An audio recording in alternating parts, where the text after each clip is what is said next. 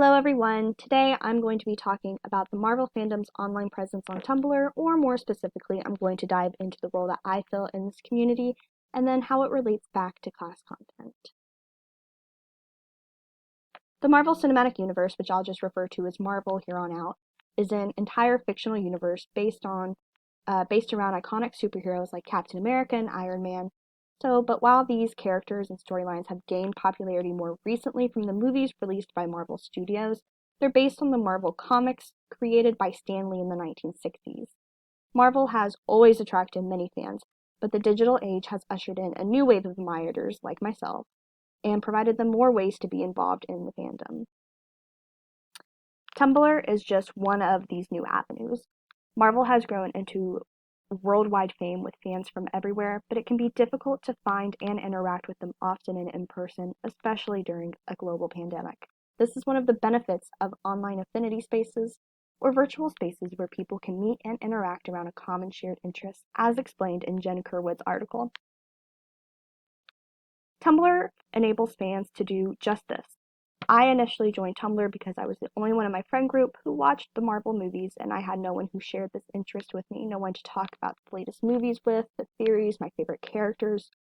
Joining Tumblr dropped me into a culture that revolved around the things I couldn't do before, discussions about plot holes or obsessing over characters.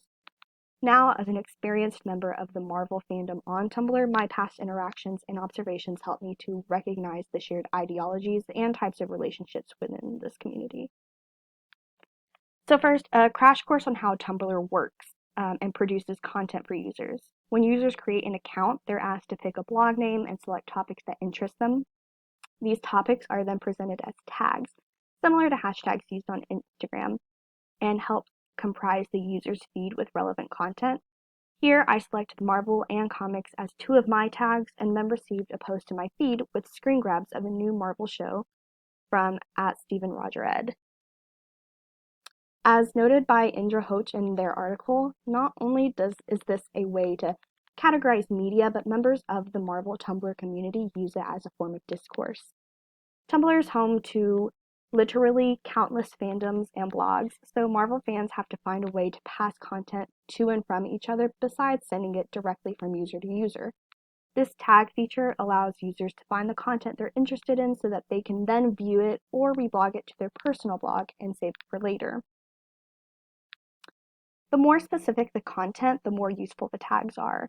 Fans also use Tumblr as a way to share fan art, theories, and especially fan fiction. In the example here, the blog @KatieWrightsSteve, a typical blog name for an account who primarily creates and posts written content, also included a fan fiction tag and an everyone lives tag, so that users looking specifically for that content can find it easily. This leads us into the way that users form relationships and socialize with each other on Tumblr. The great thing about this digital technology is that it becomes whatever the user intends for it to be or wants it to be. Tumblr doesn't have an entire how-to tutorial when you create an account, and because every community operates with a learn-as-you-go technique, new users who aren't yet sure how to properly use the site within their own affinity space become what Jones and Hefner refer to in their book as a lurker. Users who just pass through but don't interact. If this creator versus silent audience style is what the user prefers, then that's all it has to be. However, if users want to become more interactive and involved, there's several relationships that they can take on. If you enjoy more user-to-user interactions like in a Facebook friend style, that's totally doable. Blogs can mutually follow each other, tag one another in posts, or even directly send each other messages. Or if a users prefer a Pinterest style, they can create different kinds of blogs and reblog posts to the relevant board per se. Or if a user is a fan of a particularly popular blog, they can follow it and receive that content through their feed in a celebrity style interaction. At one point or another, I've had all these types of relationships as a part of the Marvel fandom. I even used to write my own one-shots like @KatieWrightsSteve. But as a busy student, I now only have the time to operate as the silent audience who occasionally reblogs a post or two. However, just because my interactivity has went down doesn't mean that I can't still identify the ideologies this fandom asks its members to accept. In an article from John Gehring, an ideology is explained to be a set of attitudes and values someone has as they pertain to certain areas of their life. When considering the Marvel Tumblr fandom, the ideologies I see promoted the most are creativity, supportiveness, and collaboration. When I log onto Tumblr, I'm almost overwhelmed by the amount of content I'm constantly being fed. My feed is covered in everything from original fan work, art, stories, to back and forth discussions about what Easter eggs mean and their theories for the next movie. Furthermore, this content isn't being created just to be made, but because other members crave it. It isn't odd for writers like Roderick Starr to receive requests for content like this post.